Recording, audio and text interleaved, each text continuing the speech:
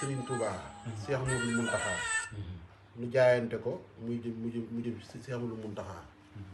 mi nga xam ne mooy Serigne Touba ba fas yéene ñaari junniy kaamil alxuraan yi mooy yi nga xam ne donc daal dañ ko mën a jànge mooy yi nii wala muy téere aami jundoo wala téere sa njëm ndax wala yi nga xam ne wars la dañ koo jànge fas yéene dajale ba mat limu ñaari junni ci ay kaamil waaw ñu jox ko Cheikh Mountakha fas yéene dagaane taalibe bu nekk kaamil bu nekk ànd ñaari junni sëñ boole nag moom moo ànd sëñ sii bi ñoom ñoo indi ñu ñaari kaamil la juróom fukki kaamil ci liggéey bi ah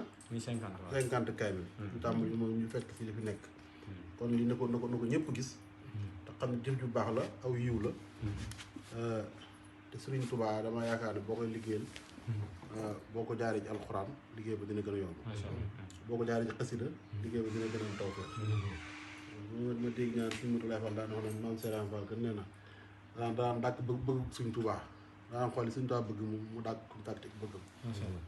waaye ne yu bari jëf yi nga jëm Serigne Touba yu bari daan dàkk bëgg Serigne Touba